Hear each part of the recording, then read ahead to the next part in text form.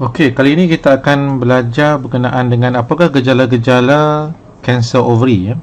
Seperti yang saya jelaskan dalam video yang lalu, satu masalah besar yang dihadapi oleh pesakit kanser ovary adalah sukar untuk mengesan kanser ini pada peringkat awal. Disebabkan oleh pada peringkat awal mungkin pesakit itu tidak sedar dan dia keliru dengan sama ada menghadapi masalah kanser ataupun kegemukan ya. Dan kebanyakan gejala-gejala kanser ovary ini adalah dia tidak spesifik ya. Dia boleh mewakili berbagai-bagai jenis kemungkinan penyakit yang melibatkan berbagai-bagai jenis organ ya. Dan keduanya peringkat awal seperti yang saya sebutkan tadi tidak ada gejala ya. Dan gejala yang dialami bergantung kepada organ yang terlibat. Jadi kalau pada peringkat awal kita lihat di sebelah ilustrasi ini, di pandangan sisi ini, depan ini adalah pundi kencing di depan, kemudian kita ada rahim dan pangkal rahim di bahagian belakang, dan rektum ni adalah tempat berak lah, di belakang ni ya. Dan pada peringkat awal kanser ni akan membesar secara senyap, mungkin tak diperasan, tak disedari oleh pesakit itu. Dia membesar dan perlahan-lahan dia akan mengeluarkan air, dan air ni akan memenuhi bahagian abdomen.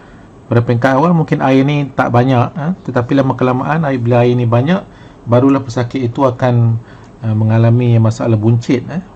Dia akan dibuncit disebabkan oleh air dan juga ketumbuhan yang semakin membesar ni. Dan pada peringkat ini kadang-kadang sukar bagi pesakit itu membezakan di antara kegemukan dan juga kanser ovary. Kemudian lama-kelamaan kanser ini akan keluar daripada ovary ini. Dia akan mula merebak ke bahagian bawah, mungkin bahagian belakang. Kemudian dia pergi ke depan dan melibatkan bahagian depan, pundi kencing. Di belakang dia akan mungkin mula merebak bahagian dinding rektum ini, menyebabkan kadang-kadang ada masalah kesukaran untuk berak. Dan jika ketumbuhan ini masuk ke dalam dan menyumbat sebahagian daripada rektum ini, menyebabkan seseorang itu mengalami masalah sembelit, ataupun kadang-kadang dia sakit nak berak. Dia rasa nak berak, bila pergi ke tandas dia tak boleh nak berak, sebaliknya sakit di bahagian bawah ni ya. Dan juga menyebabkan apabila kanser ini merebak di bahagian pundi kencing, dia mungkin juga mengalami masalah kencing. Dan jika kanser ovary ini mengeluarkan hormon estrogen, hormon ini akan merangsang dinding rahim untuk tebal dan menyebabkan kadang-kala berlaku pendarahan tapi pendarahan ini jarang berlaku dan selalunya adalah petanda yang agak lewat, dan tak semua kanser ovary ini mengeluarkan hormon. Semua sebahagian kecil saja yang mengeluarkan hormon.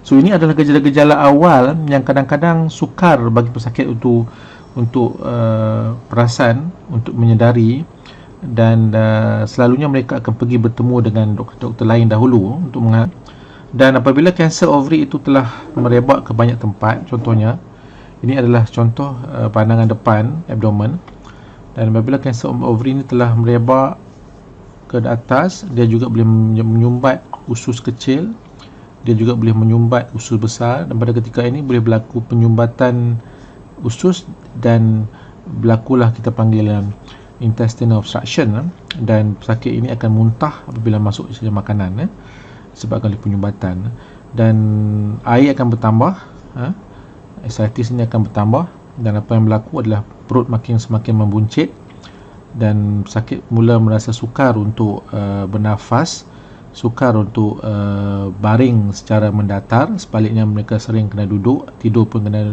kena duduk, dan apabila ketumbuhan itu merebak ke dinding dinding perut dan usus ini, makanan yang masuk tak boleh banyak.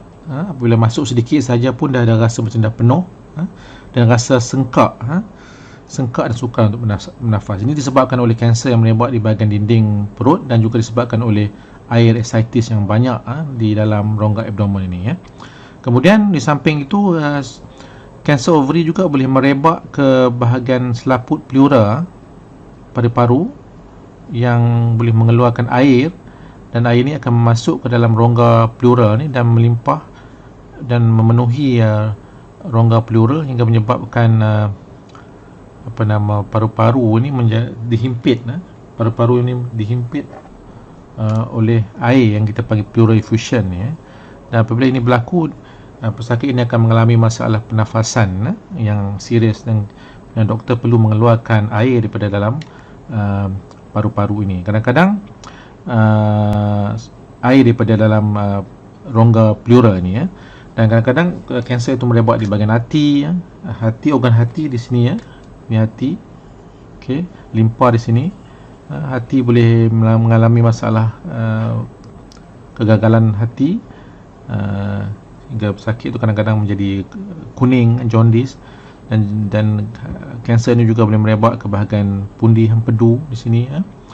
Dan gejala-gejala yang dialami bergantung kepada arah organ mana yang dah terlibat dengan kanser ovary ini. Pada peringkat yang terminal dengan lewat, kanser ovary juga boleh merebak ke bahagian otak, dan pesakit ni kadang-kadang boleh mengalami kebengkakan otak, dan mereka akan mengadu sakit kepala, kabur, nampak objek dua, dan juga kadang-kadang mereka mengalami sawan dan kelumpuhan. Itu adalah petanda yang pesakit ini telah mengalami peringkat kanser yang sangat lewat. Dan seperti yang pernah saya sebutkan sebelum ini, kanser ovary ini juga boleh memberi kesan kepada fungsi sistem usus hingga menyebabkan berlaku masalah penyerapan zat-zat makanan dan juga vitamin-vitamin, hingga menyebabkan pesakit itu kehilangan berat badan yang mendadak, dan mereka kelihatan seperti kebuluran, starvation. Dan ini adalah petanda yang menunjukkan bahawa kanser itu telah merebak ke banyak bahagian badan pesakit itu. Okey, itulah sahaja beberapa gejala-gejala yang berkaitan dengan kanser ovary, dan banyak lagi sebenarnya gejala-gejala yang boleh dialami, tetapi ini adalah di antara beberapa yang perlu perempuan ingat, supaya jika mengalami salah satu daripadanya, datanglah bertemu dengan doktor untuk pemeriksaan dan ujian. Dan seperti yang saya sebutkan tadi, kebanyakan gejala-gejala ini adalah tidak spesifik.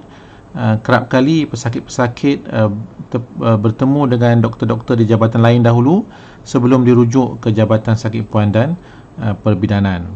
Dan jika perempuan mengalami apa-apa gejala ini, silalah bertemu dengan doktor secepat mungkin. Kemudian untuk makluman, 70% daripada kanser ovary ini dikesan pada peringkat 3 dan 4. Hanya 20 hingga 30% sahaja kanser ovary dikesan pada peringkat awal, peringkat 1 dan 2. Sekian dahulu buat kali ini.